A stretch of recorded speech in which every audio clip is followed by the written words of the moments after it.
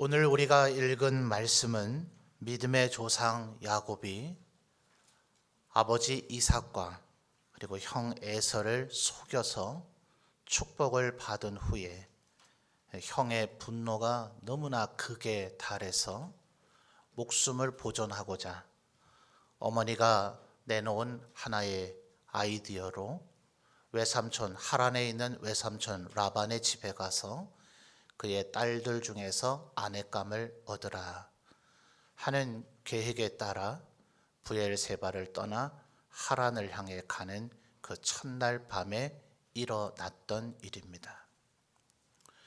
여러분, 이때의 야곱의 마음이 어땠을 것 같습니까? 한번 마음속으로 한번 상상을 해보시기 바랍니다. 바로 앞에 있는 27장을 보시면 아버지 이삭과 형 에서를 속이고 그 축복을 받아내는 장면이 상세하게 기록이 되어져 있는데, 거기서 야곱은 전혀 에서를 고려하지 않습니다. 아마 꽤 오래 전에 형이 사냥을 제대로 하지 못하고 몇 날 며칠을 굶주린 가운데 집에 돌아왔을 때 마침 야곱은 팥죽을 쓰고 있었다 하죠. 형이 너무나 배가 고픈 나머지 팥죽 한 그릇 다오 하니 아마 야곱 동생이 농담 반 진담 반 그런 마음으로 말을 건네지 않았겠어요? 형의 장제의 명분을 내게 준다 하면 내가 한 그릇 주지. 그러니 아마 애서도 아이 그까짓 게 지금 무슨 필요가 있냐, 그런 건 너나 해라, 나는 팥죽 한 그릇이나 다오, 아마 이러면서 말을 주고받고 얻어먹지 않았겠습니까? 그러니 아마 야곱의 마음속에 형은 아마 그때나 지금이나 이렇게 해도 나에게 별 말이 없을 것이다, 우리 형은 원래 그런 사람이 아니더냐. 그런데 27장을 보면 다만 아버지 야곱이 어떻게 나오실까, 아버지 이삭이 어떻게 나오실까, 이 부분을 대단히 염려하는 모습을 보게 됩니다. 한번 찾아볼까요? 27장 12절과 13절입니다.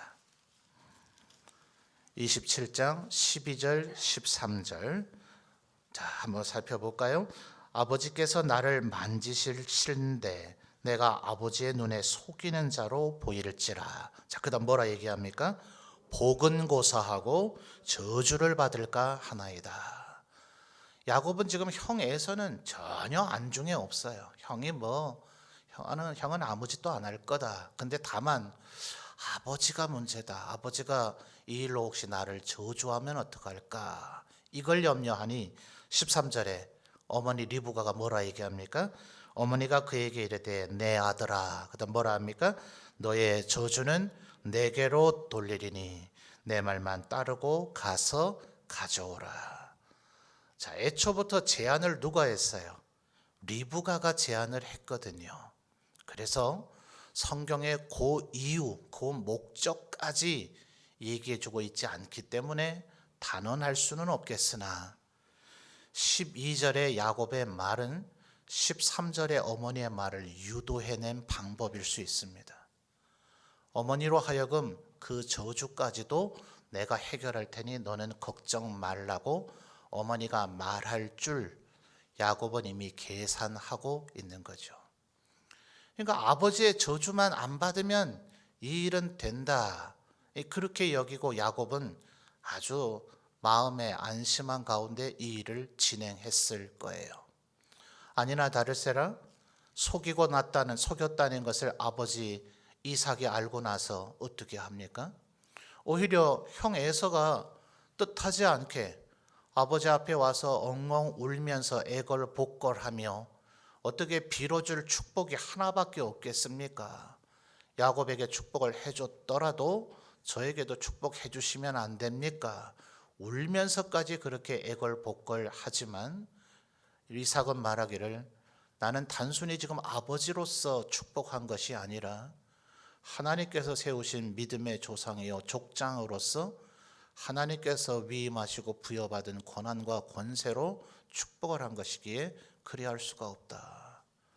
남은 축복이라도 해주옵소서. 그렇게 간청하는 에서에게 아버지가 몇 마디 말을 하긴 하지만 그것은 도저히 축복이라고 보기에 어려운 것들입니다. 그때 이제 에서의 분노가 극에 달하죠. 그러니 말하기를 아버지가 연세가 많으시니 아버지 살아있을 때는 내가 어쩔 수 없겠으나 아버지만 돌아가시면 너는 내 손에 죽을 줄 알아라. 이 얘기를 온 동네방네 떠버려대고 다니니 그게 어머니 리브가 귀에 들어간 거죠. 그래서 리브가가 남편 이삭에게 또 아들 야곱에게 제안을 해서 하란에 있는 외삼촌 라반에게로 가서 거기서 아내감을 얻어오라. 거기 며칠 머물다 보면 네 형의 분노가 풀리고 그러면 내가 사람을 보내서 너를 돌아오게 하리라. 우리는 창세기를 열심히 읽었기 때문에 이 뒤의 일들이 어떻게 진행됐는지 알죠. 리브가도 이삭도 또 야곱도 그 누구도 이 일이 무려 20년이나 걸릴 줄은 누구도 생각하지 못했어요. 그러니까 아마 이 밤쯤 야곱의 생각이 어떨까요? 아니 정작 저주받을까 봐 두려워했던 아버지는 아무 소리 안 하시고 이 축복은 취소할 수도 없고 어떻게 할 수가 없다. 에서 너에게 줄 축복은 없다. 아마 여기서 야곱은 한 번 놀랐을 거예요. 그리고 자기를 죽이겠다고 덤벼드는 에서를 보면서 또 놀랐을 거예요. 아마 이 밤에 후회되지 않았을까요? 지금 보여지는 상황으로는 우리야 이 뒤의 일들을 성경을 읽어서 아니 마치 이 상황을 우리가 지금 지켜보고 있고 말을 해줄 수 있다면 야곱에게 야곱아 괜찮아 20년만 참아. 그러면 이 모든 거 다 네 것이 될 거야. 이렇게 말해주고 싶을런지 혹시 모르겠어요. 여러분이라면 그렇게 하시겠어요? 20년 동안 죽도록 고생을 하면 그 다음에는 축복받을 수 있다면 아낌없이 과감하게 20년 고생 한번 하시렵니까? 그 누구도 그렇게 아멘 하시니까 제가 당황이 되네요. 저보다 믿음이 더 좋으신 것 같아서. 근데 누구라도 쉽게 그렇게 말하기는 어려울 것 같아요. 2년도 아니고 올해 우리 참 20년보다 더 긴 한 10여 개월을 지금 보내고 있지 않습니까?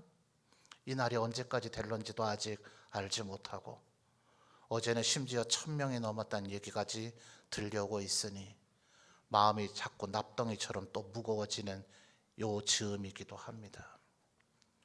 야곱의 이 밤의 마음이 과연 잠이 잘 왔을까?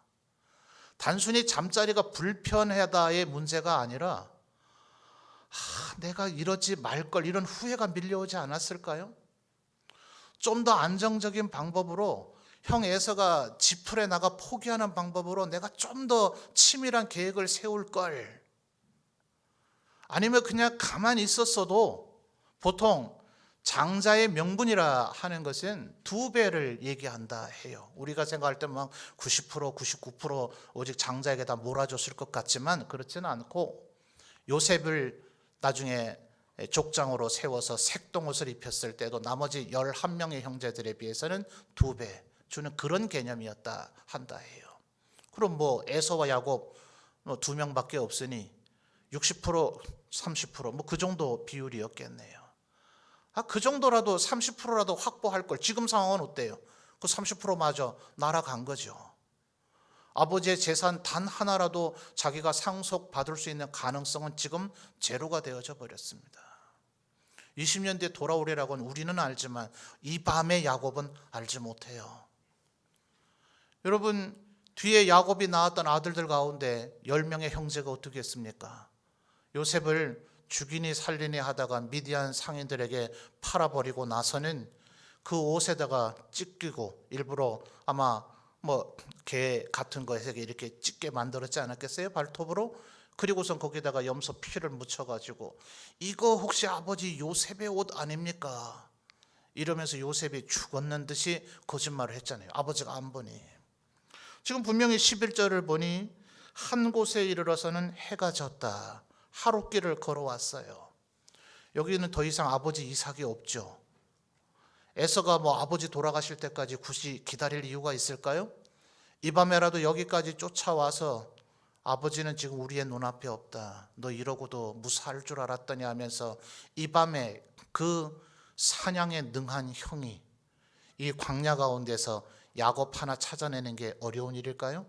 들짐승도 찾아내서 사냥해야 되는 게 사냥에 능한 들사람 야만인 에서의 인생이었거든요.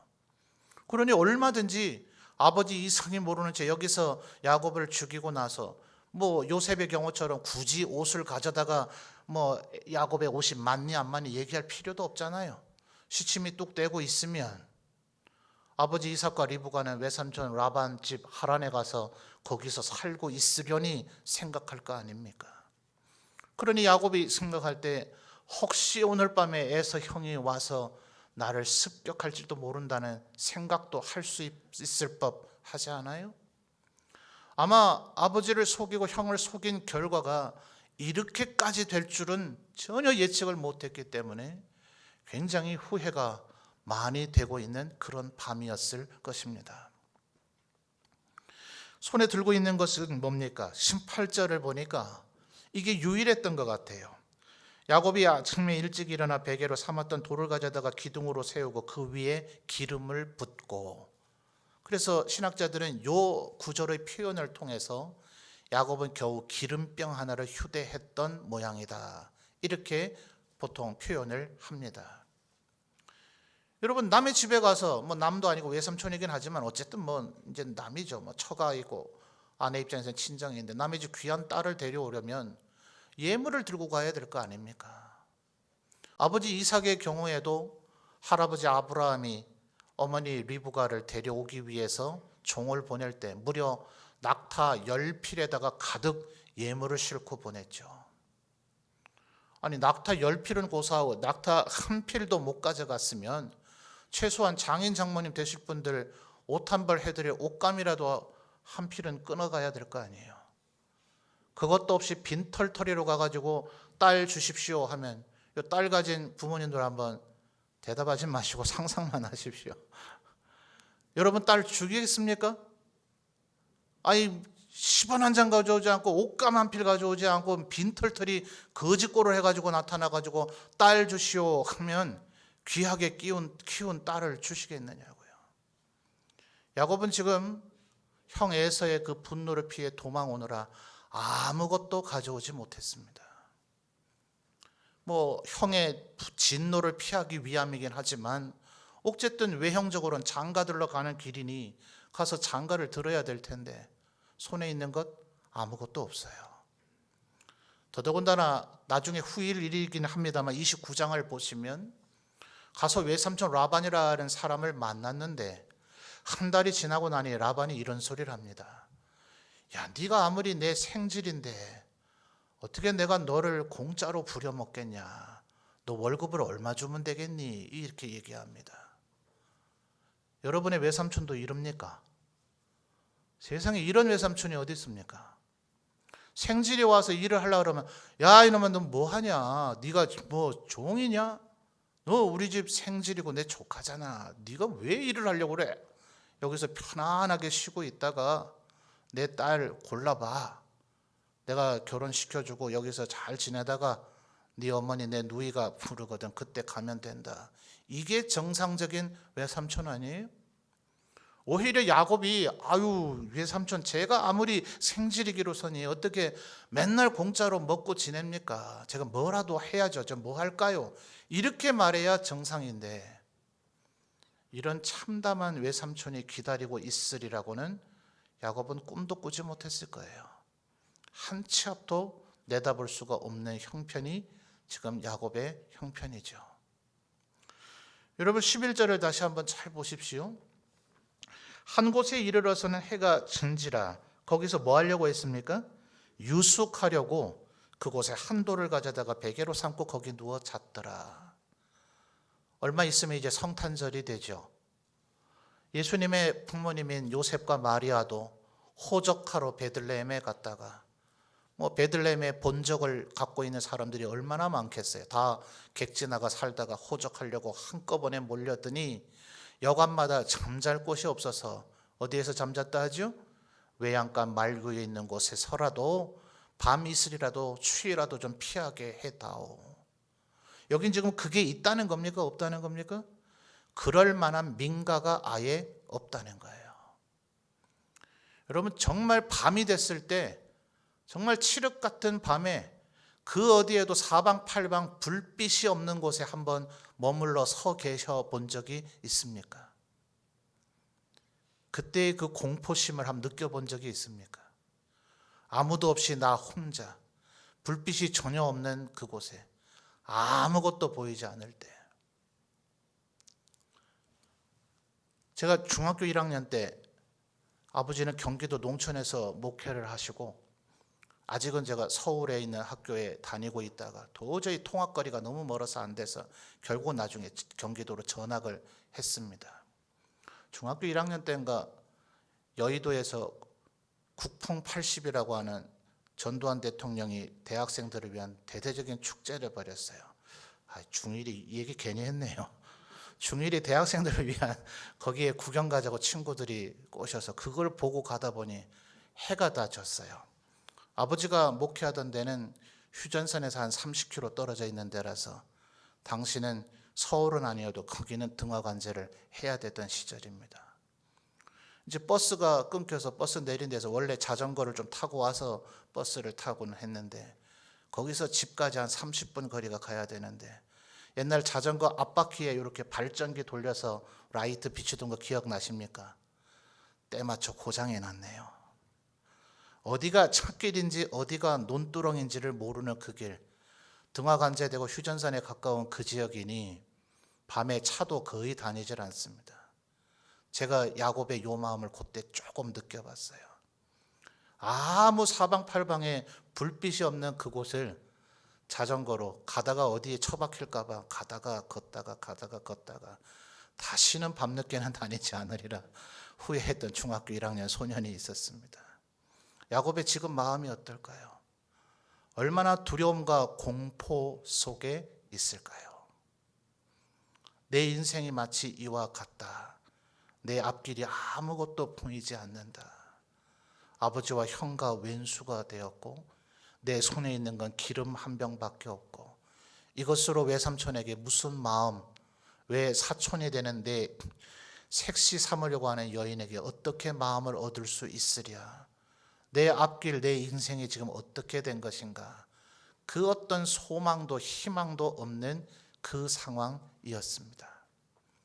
이때 꿈꾸실 수 있겠습니까? 어떤 이는 말하기를 꿈을 꿀 수 없는 상황일 때 꾸는 것이 진짜 꿈이다. 이렇게 말하기는 합니다. 뭐라고요?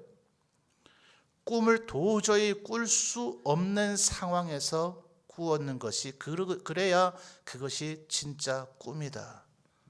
말이야 근사하고 참 좋긴 합니다만 누가 이때에 꿈을 꿀 수 있겠습니까? 꿈이라 하는 말은 이 상황에서는 희망이요 소망인데 지금 이 야곱이 이 밤에 그 어떤 희망과 소망을 가질 수 있겠습니까?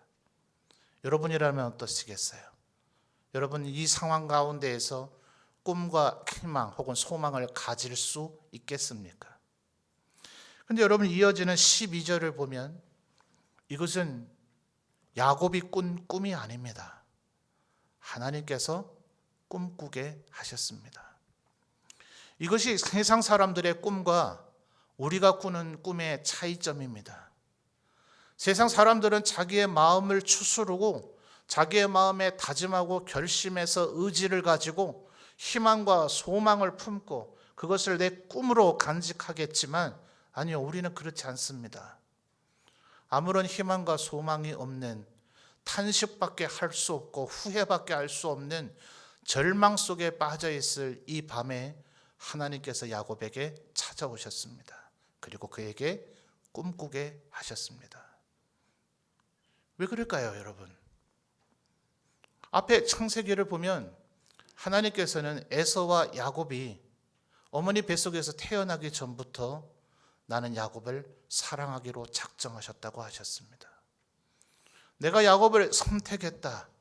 그리고 그를 사랑하기로 했다. 그래서 그에게 복을 줄 것이다. 하나님은 이미 예정하셨고 작정하셨고 결심하셨습니다. 그러니 이 야곱이 아무리 스스로의 삶에 잘못이 있고 어리석음이 있고 소망이 없어져 버린 이 상황이라 할지라도 야곱을 좌절과 절망 속에 두시지 않으시고 이 밤에 찾아오셔서 다시금 꿈꾸게 하시는 겁니다. 바울 사도는 바로 이 창세기의 사건과 그리고 자기가 사역을 하면서 수많은 사람들을 실존적 경험을 통해서 보았기 때문에 믿음은 모든 사람들의 것이 아니다. 오늘 새벽에 데살로니가 후서의 말씀으로 우리 살펴봤죠. 모든 사람이 믿음을 갖는 것은 아니구나. 하나님께서 선택하시니 하나님께서 사랑하시는 이는 절대로 좌절과 절망 속에 두지 않으시고 그 어떤 어두운 한 치 앞도 보이지 않는 칠흑 같은 어둠 속에 있다 할지라도 그에게 찾아오셔서 꿈꾸게 만드시는 이가 하나님이시다. 이 야곱을 사랑하신 하나님께서 우리 점천제일교회 모든 성도들도 사랑하시는 줄 믿습니다. 그러므로 여러분 꿈꾸십시오. 여러분 스스로가 꾸실 필요가 없습니다. 하나님의 은혜를 구하십시오. 주님, 지금 우리가 서 있는 2020년 지금 12월 13일 우리가 오늘은 예배를 드리고 있지만 또 다음 주 예배를 드릴 수 있을지조차 또 염려가 되고 근심이 되는 상황 가운데 우리들 서 있습니다. 하나님 앞에 이 한 주간 우리 힘을 다해 기도합시다. 2021년 우리가 도대체 무슨 계획을 세우고 무슨 꿈과 소망을 가져야 될지 소망과 희망이 잘 보이지 않는 불빛 하나조차 없는 가운데 우리가 서 있는 것과 같습니다. 우리의 마음에 도저히 꿈꿀 용기가 들지 않을 이때에 하나님께서 은혜를 베풀어 주셔서 우리를 꿈꾸게 해 주시기를 소망합시다. 하나님께서 우리의 마음에 찾아오셔서 우리로 꿈꾸게 하여 주실 줄 믿습니다. 여러분 13, 14, 15절을 잘 보십시오. 하나님께서 그 밤에 오셔서 하늘나라까지 저 천상까지 이어지는 사닥다리 천사 그것들도 중요하지만 저는 13절부터 하시는 하나님의 이 말씀이 훨씬 더 중요하다 여겨집니다. 13절 하반절을 보십시오. 내가 누워있는 땅을 내가 너와 네 자손에게 주리라.